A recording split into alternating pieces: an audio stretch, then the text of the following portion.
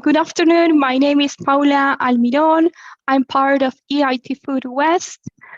Today, we are having a new session of our Startups Discovery series. It's about Mission 1, Healthier Lives Through Food. I am the Partnership and Funding Manager at EIT Food Northwest, and I'm also the Strategic Partnerships Manager that works in the bridge of the EU and the US. I'm working in a specific project on nutrition. I'm part of a team that is responsible for the success of our partners and their projects. And well, today we are happy to have some EIT Food staff, but also startups and Rising Food Stars, former Rising Food Stars, plus some partners.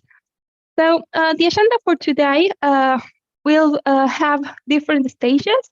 So we will start with a welcome from EIT Food, and then Peter Grothius from EIT Food from the area of innovation is going to introduce you to the Affordable Nutrition Scale-Up Challenge. Afterwards, we will have Friederike Hille from Mealy, and also Peter Hantz from Fibervia, and VShake CEOs, Barrie. So feel free to ask any questions as we come along. You can drop the questions on the chat. Okay, so there is one big difference from previous sessions because we have changed a little bit our geographical division. So in the past, we used to have 5 regional offices across Europe, and now we have 3 regional offices.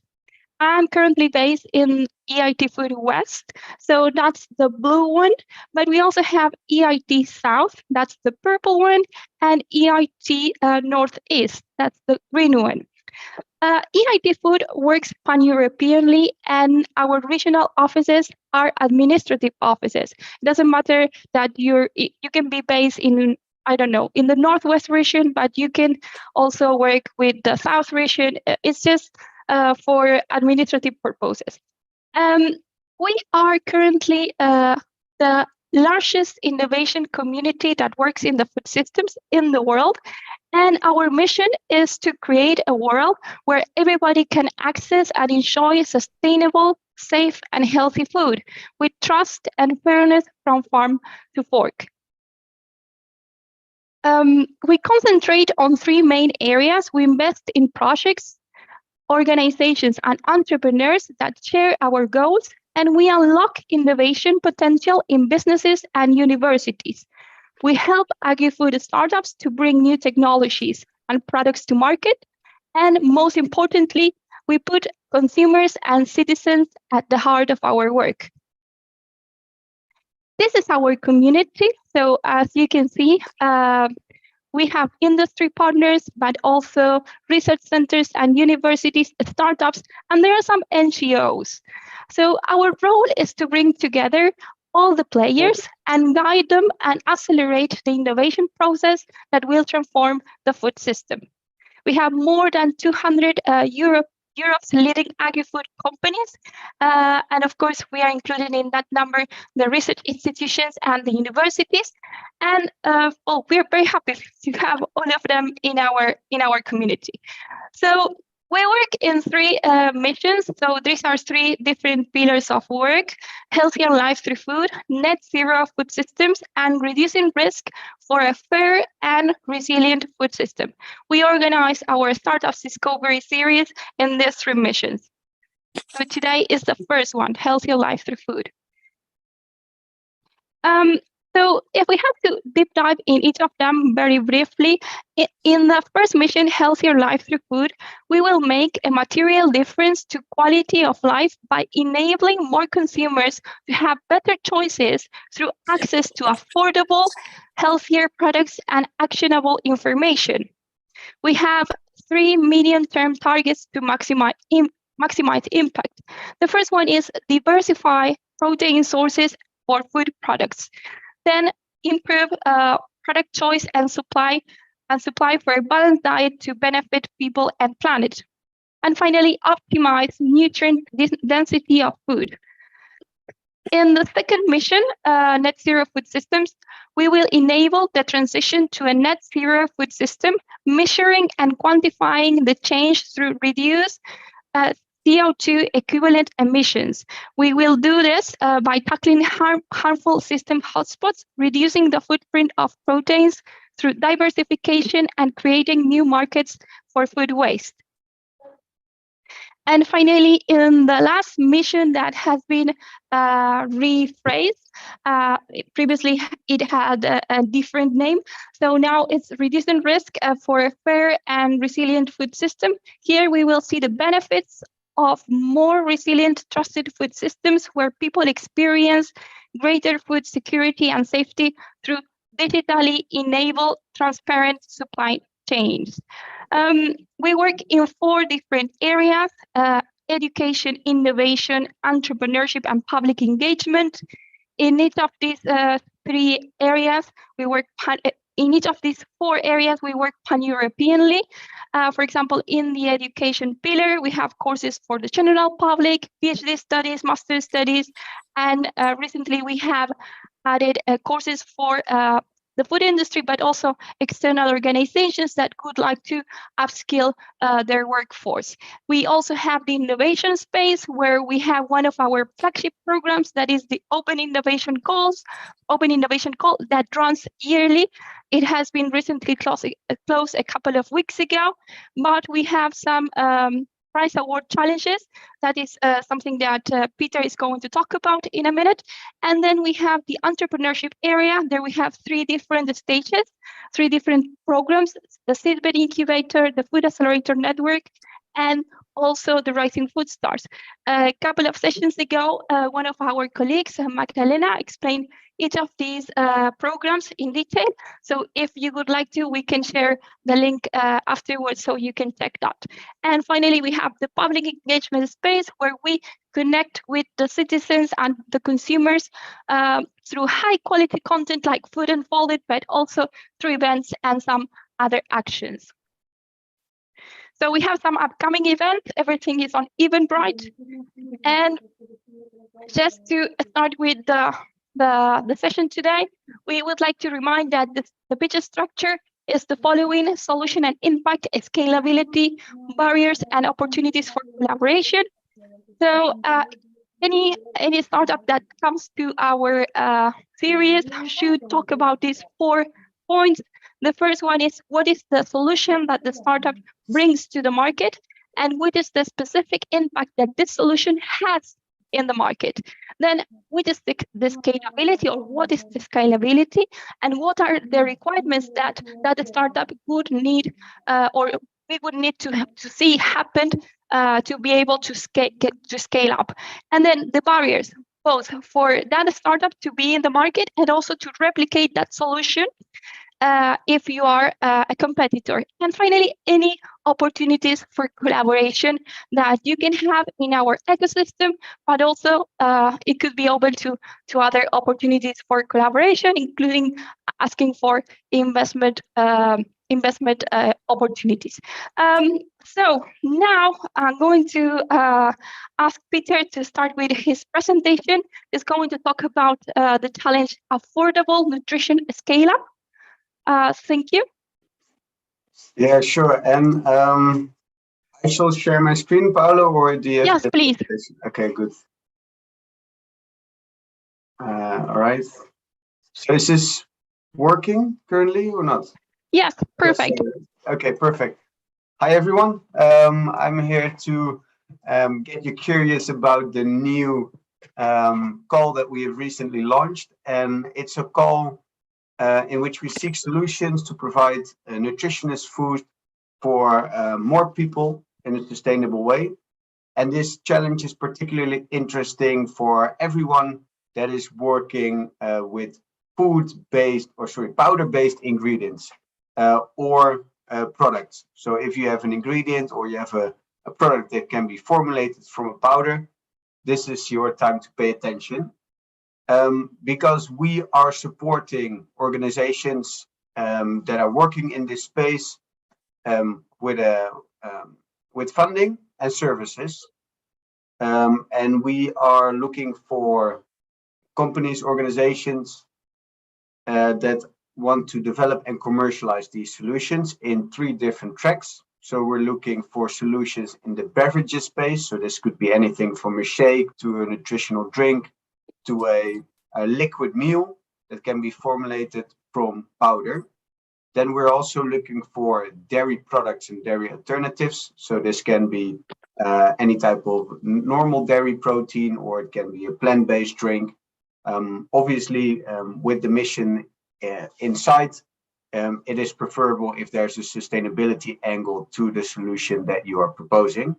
And third, bakery, where we really look for solutions that are either replacing gluten or other allergens,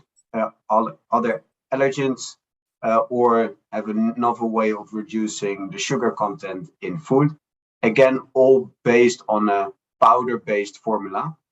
If you are a company or a research organization or anyone else working in this space, you have the chance to receive up to 25 worth services from BlendHub, up to 25K, as well as the opportunity for further funding up to 250K. And I will come back a little bit later on BlendHub, who is our collaboration partner, and who will provide the services in the first phase of the challenge. So if you're interested in refining your product and launching it on the market with some support, you can apply. We are looking for projects with or concepts with a technical readiness level of 6 and up. Basically, we're looking for everything that could be marketed within 2 years' time. And obviously, the products must be formulated from a powder. This can either be a full recipe that is already on the market, or a recipe that is close to the market, or it can be based on a novel ingredient. Of course, we are looking for some enhanced characteristics of the final product in either nutritional value, texture, flavor, mouthfeel, or cost. It's an important one. And if you are able to use a innovative new ingredient, that it would be nice. Or you can have a proposal based around amending a certain recipe so you can target different target markets, different or new target markets. So this strategic collaboration with BlendHub, it comprises 2 phases. And in phase 1, each of the winners of the challenge will receive support from BlendHub. And BlendHub, they call themselves a food as a service company. They are basically a company with a modular production blending system. So they get the powder ingredients, they help you source it, they blend it, they package it, and then they ship it off to the customers. But more than that, they have a really good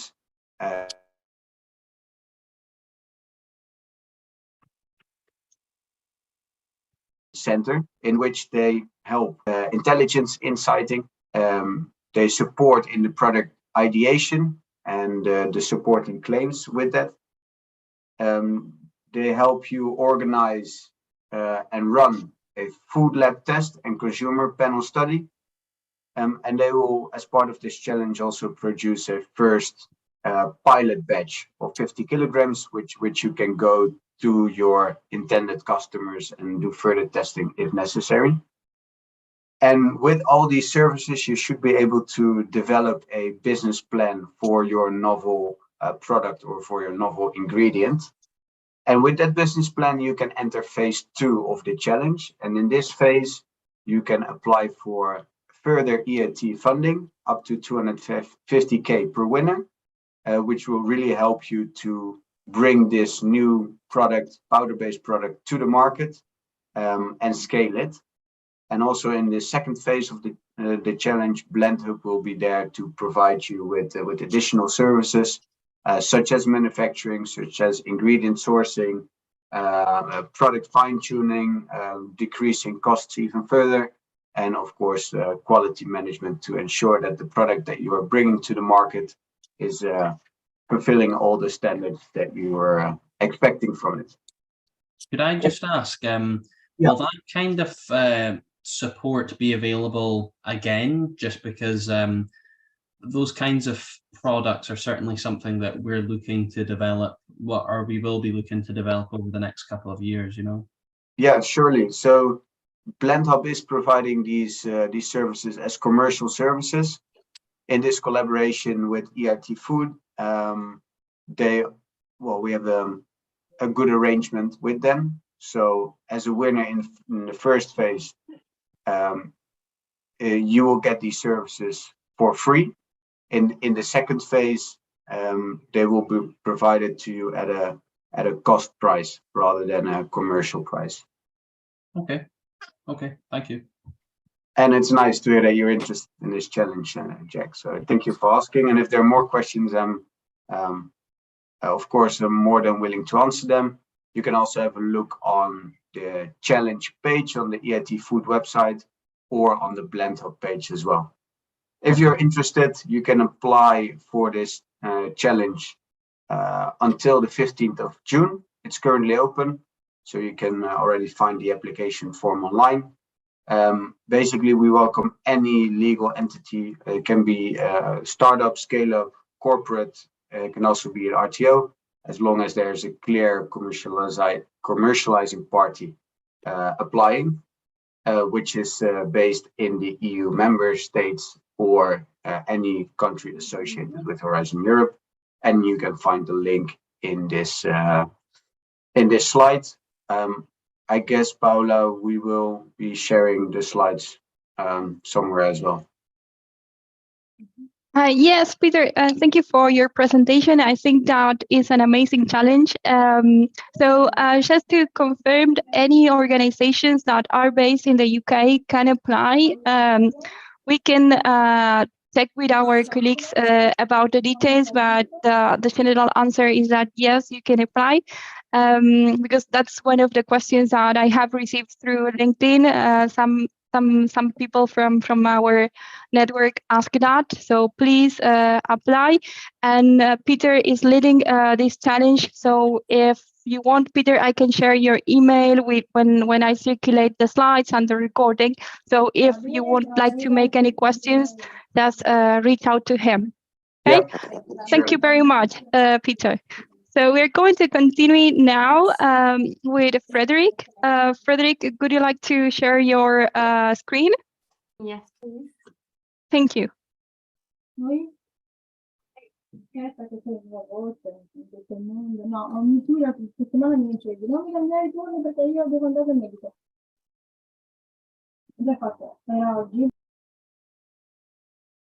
So do you now see my screen?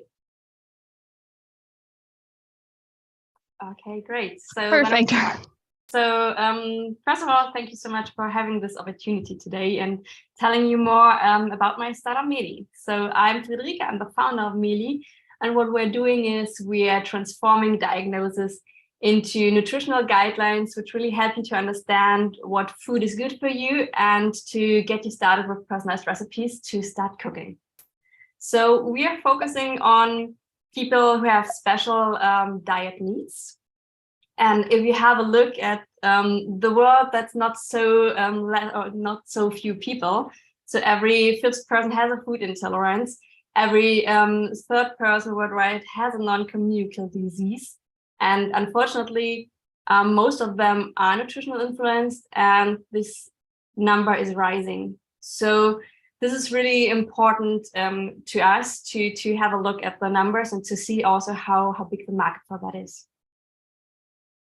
What we're doing is we're looking how we can help these people. So when it comes to these patients, they have a trigger moment, and that's mostly coming with the diagnosis from a doctor. And I can tell you a bit more about my personal process, because in our team, a lot of us have faced this problem already ourselves several times.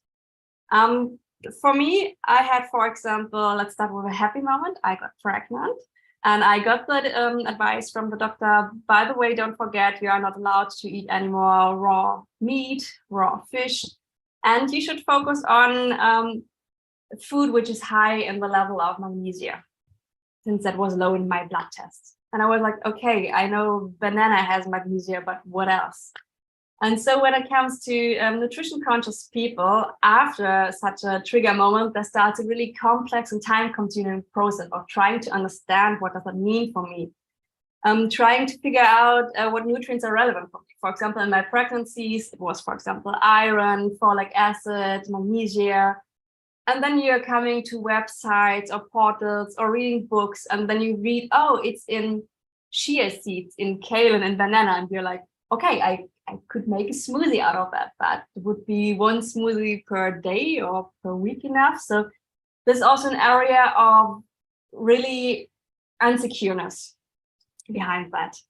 And when you have done that research already, then you're ending up with, okay, how can I integrate that in my daily life? Because this is still going on.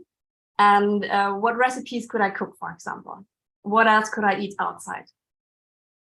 So this was one personal example of myself. When I now go further, for example, my stepfather has unfortunately the combination of 3 different nutritional-based diseases. And there it gets like ridiculously complex.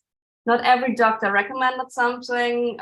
From one, he got a brochure, and then you're with different information. For one disease, this is good. For another, it's not. And you're like, I actually don't know what I can do.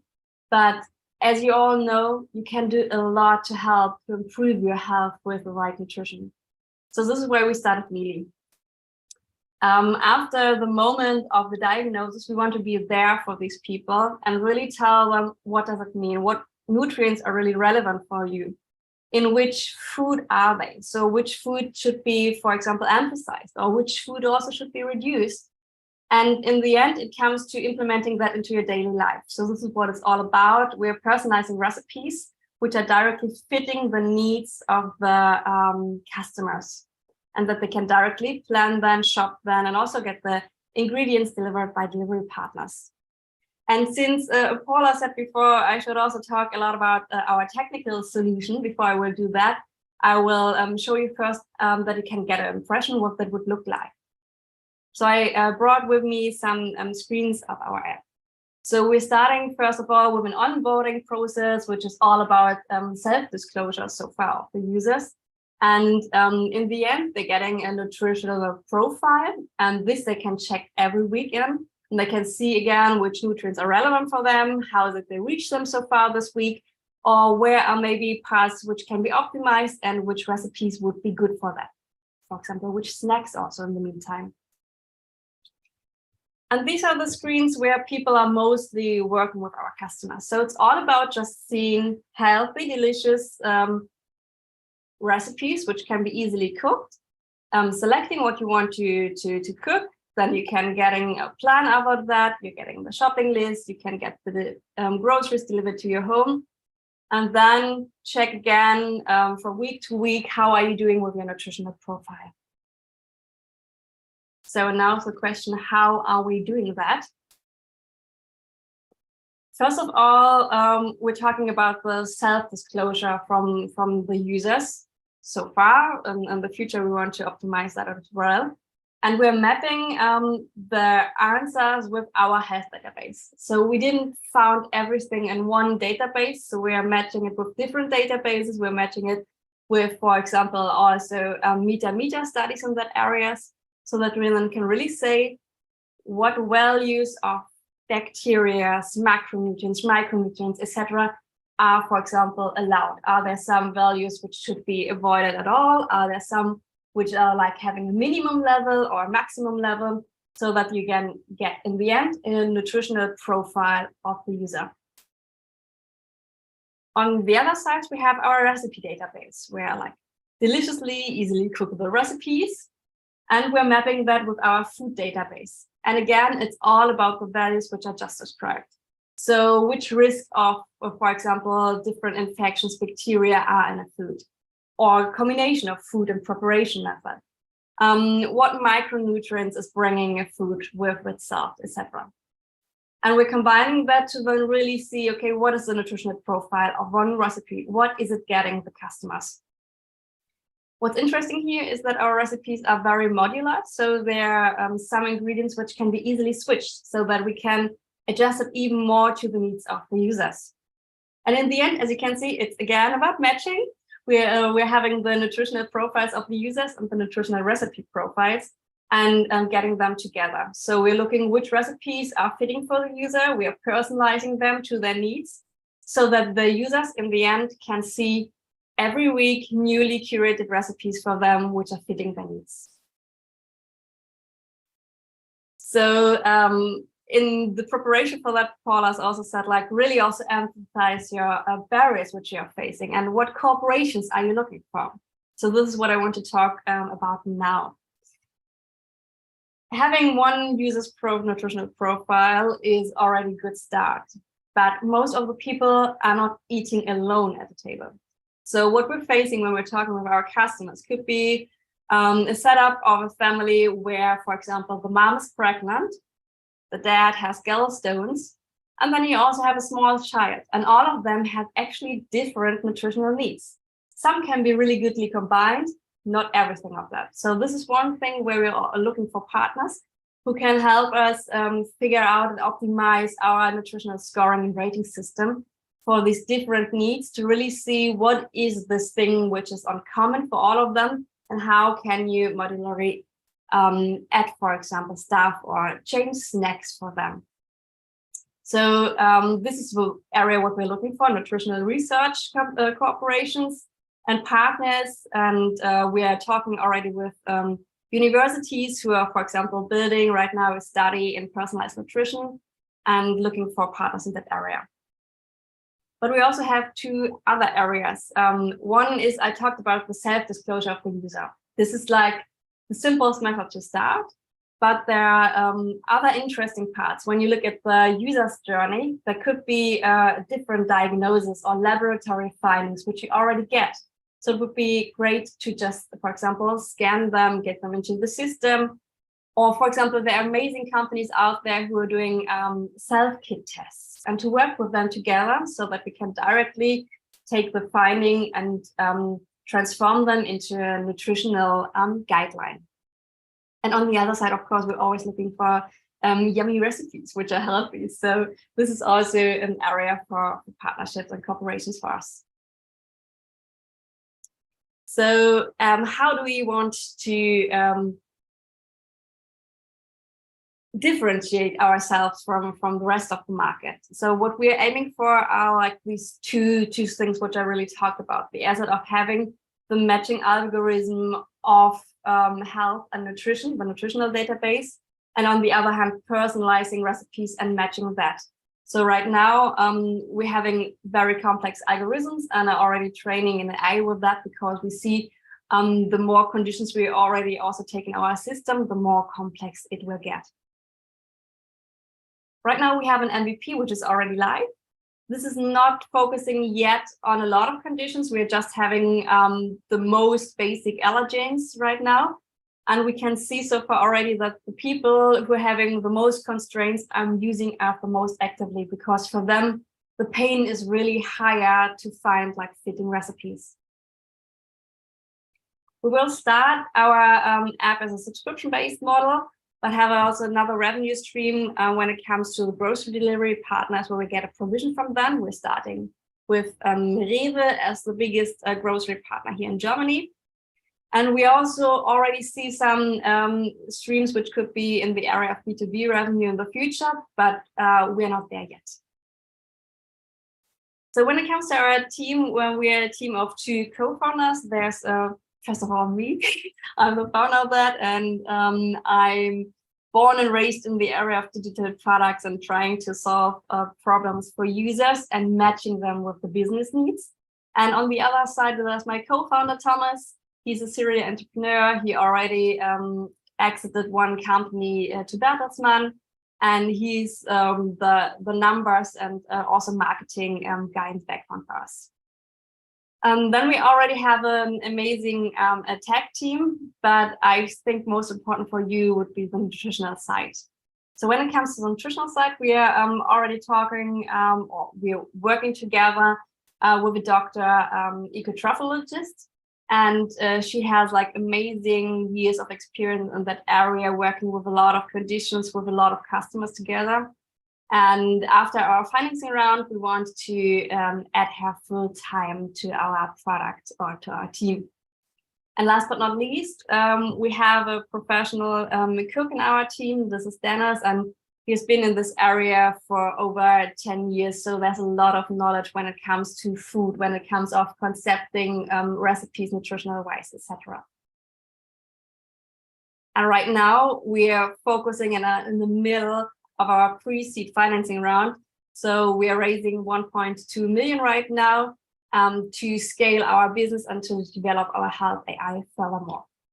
So if you want to support us, what we're looking for is if you know good investors in the health tech area, or if you know research corporations for us, and also if you, for example, know good companies in the area of diagnosing or self-kit testing. That would be amazing.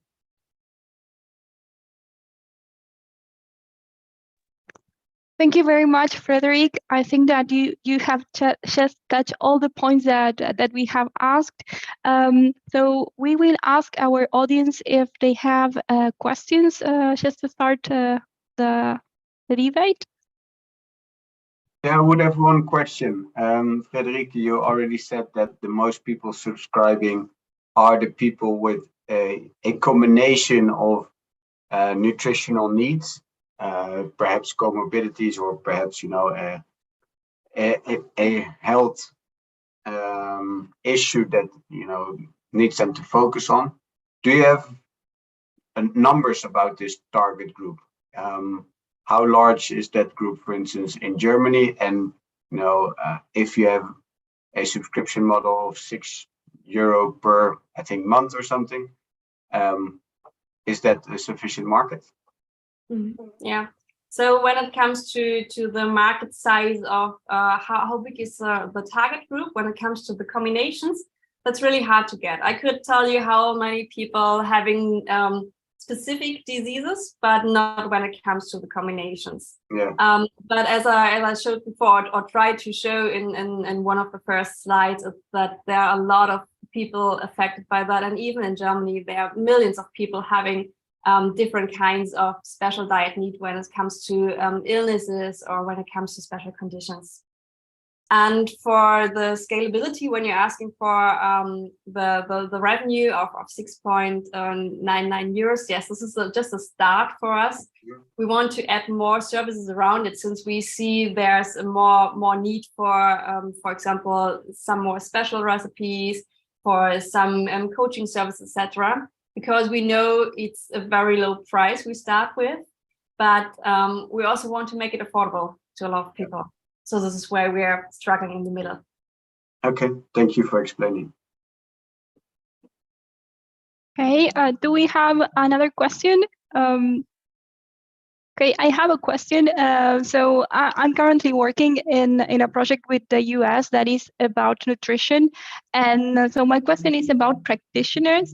Would you target them as prospective clients of your app, or are you considering them, you know, at some point of your development? Are you going to integrate them somehow?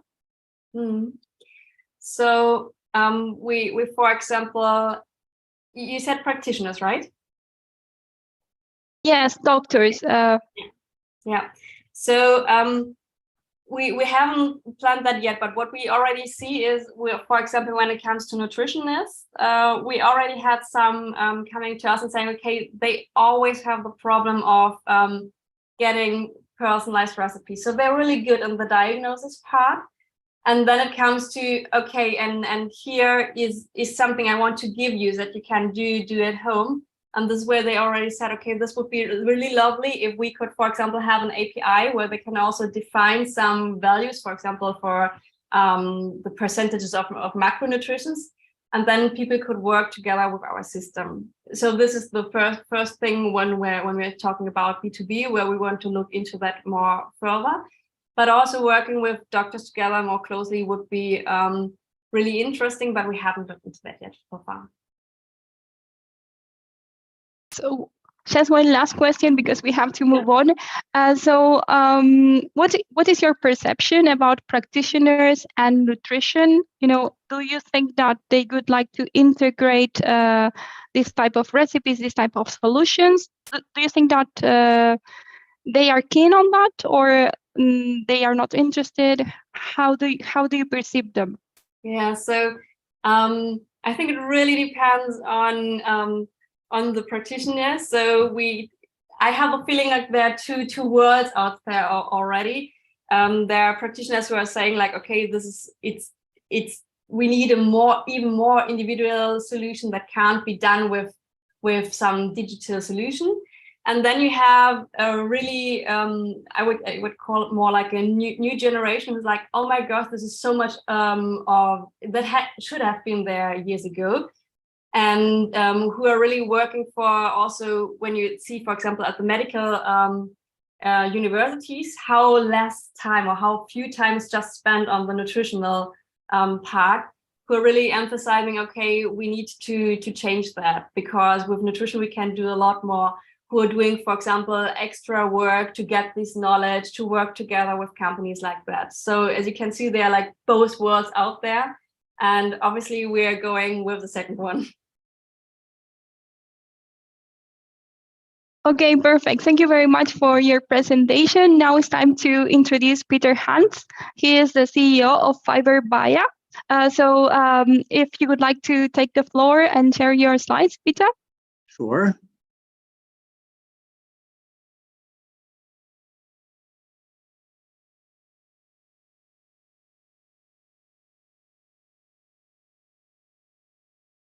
Just a moment. I would like to put it to full screen. Okay.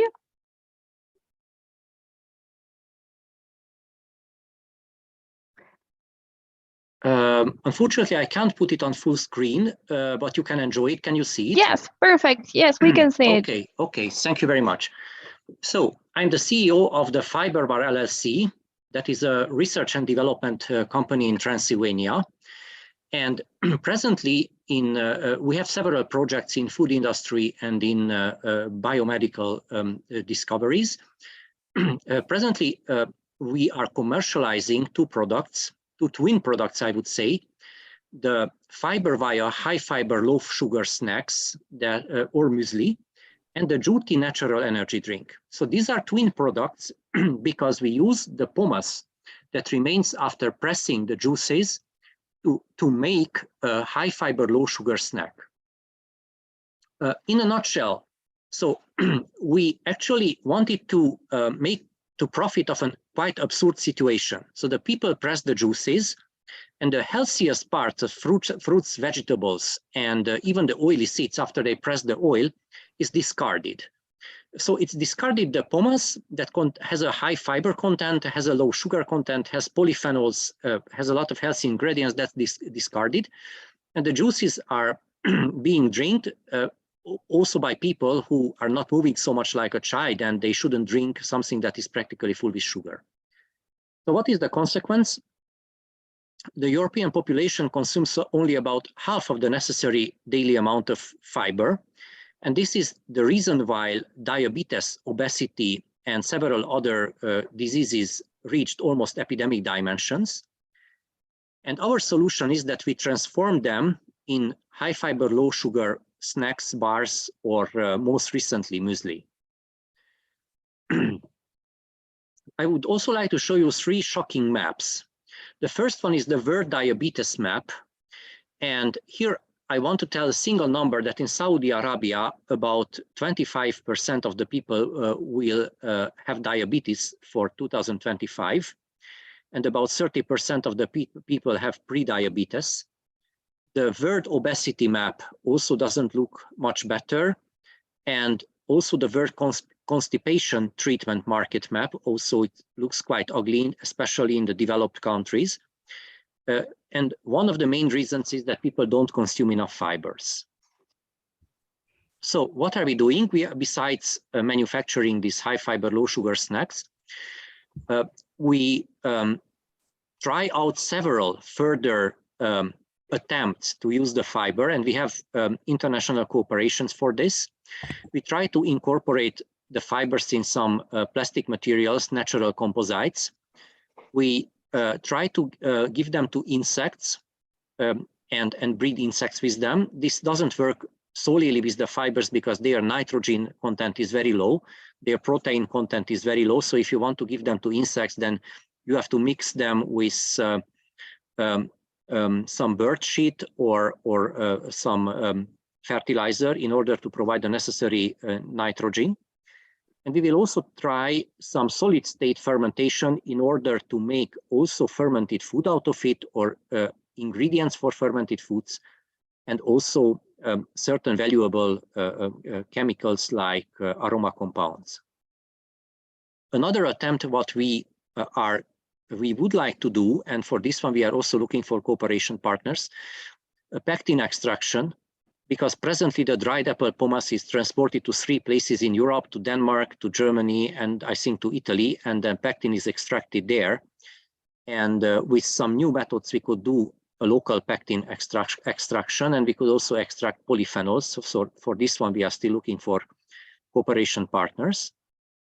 Now I'm turning to tell some words about the Juti. That is a natural energy drink. And why is it a natural energy drink? Because we put in the Juti tea guarana extract. We do this tea guarana extract with a so-called Soxhlet-Randall extractor. Presently, we have several laboratory scale ones, and now I'm building an industrial one. And my one will be the largest Soxhlet-Randall extractor in Central Europe, and the second largest is at the Technical University of Budapest, from where I copied the know-how for my device. And these ones have a much longer energizing effect than, for example, a sugar-rich energy drink or even a coffee. And why is this? Because the caffeine is told to be bound by hydrogen bonds to polyphenols. And actually, it also has a lot of polyphenols in because of the tea and the guarana, and these have also a lot of health effects. These are a kind of antioxidants. Here there are some scientific evidence why the peak is not so sharp like for a coffee or for an energy drink, where practically the caffeine is standalone in the solution. Paula told me I should tell a couple of words about our production. This is our small scale production, but this is going to change because we are probably being in a phase that with a Hungarian company, we are founding a new company, a third one, where I will have half 50% share and they will have 50% share. And they will invest a lot in new machinery, new much larger machinery. So we wash the fruits, we press the fruits, we make the Soxhlet extraction, we measure the pH, and then we sterilize it, pasteurize it. And there are 3 flavors for our juice: ginger, lemon, and cinnamon orange. This is our little workshop that will be much bigger soon. This is the dryer, this is the pasteurizer, these are drills, oil press, and so on, washer. Here is our network at the moment, and here I'm looking for cooperation partners, and I'm asking for your help. We would like to expand our sales in Western Europe, slowly. So I would be grateful if maybe next month we would have 2 or 3 shops more where our products are sold. In about a half a year, we will also make bio products. Presently, our products are bio quality, but they don't have the bio certificate. So this is definitely point where I would like to ask your help and your assistance to broaden a little bit our network. This is very cute.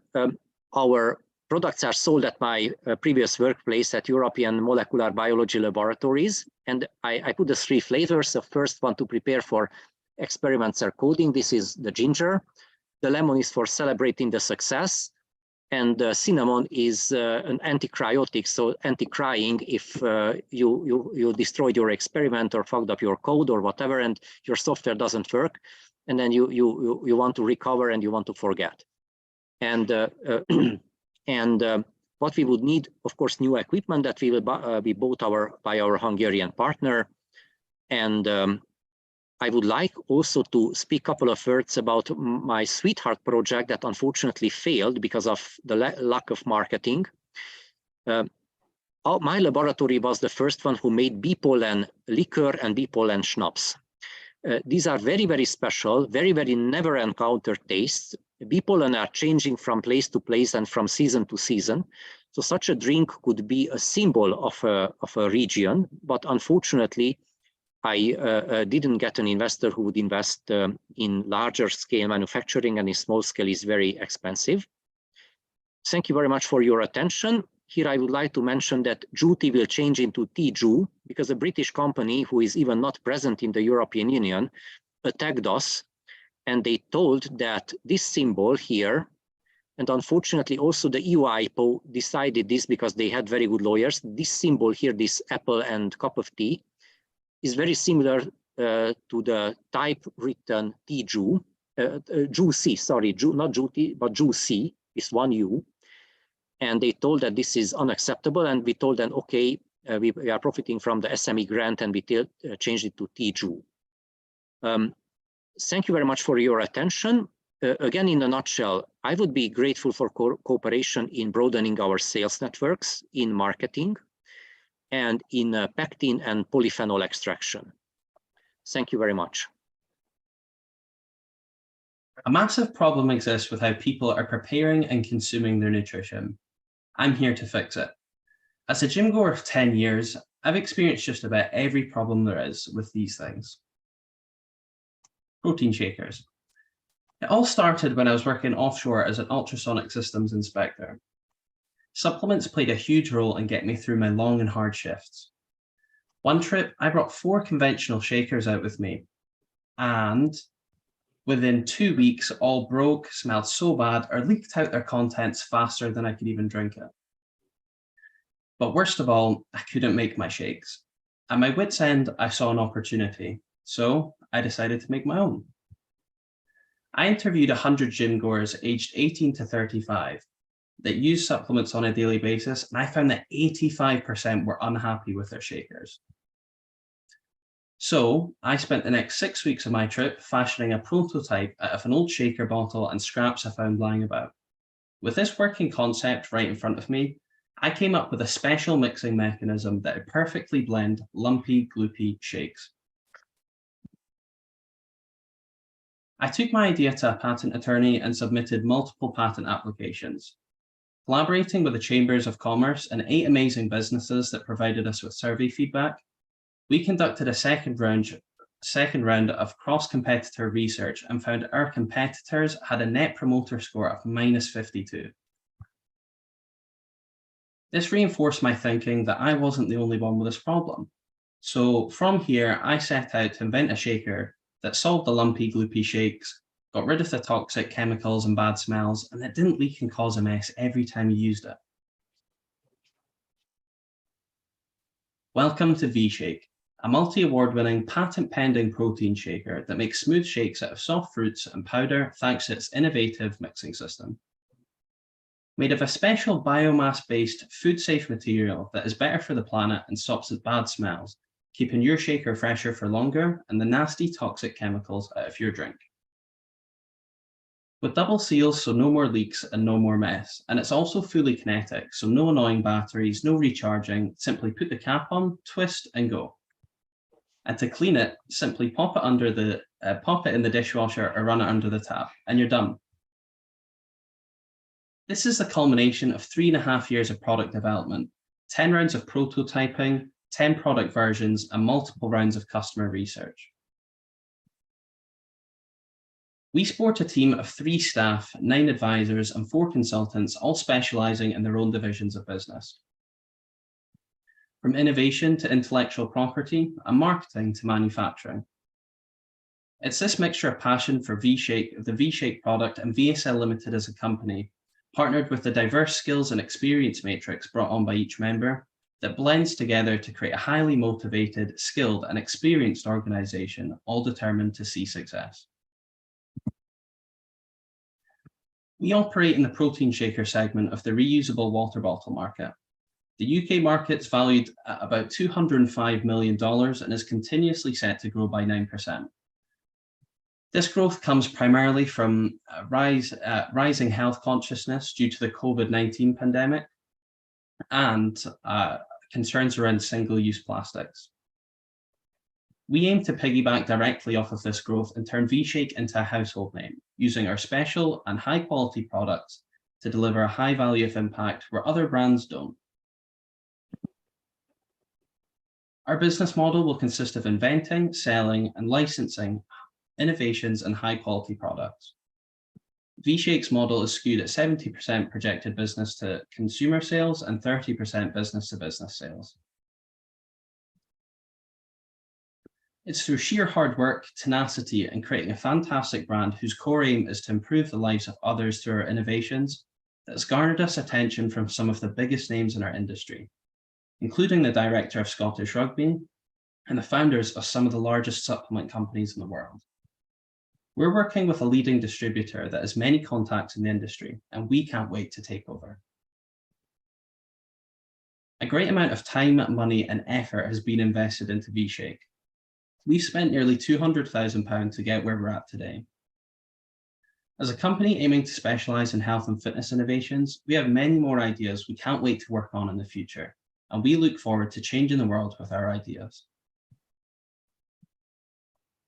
We're set to hit a 6.3 million revenue goal in year 3 by utilizing influencer marketing, targeted ads, key brand partnerships, and an international growth strategy. By year 3, we expect to have sold over 200,000 shakers with over 25 million shakes made with VShake.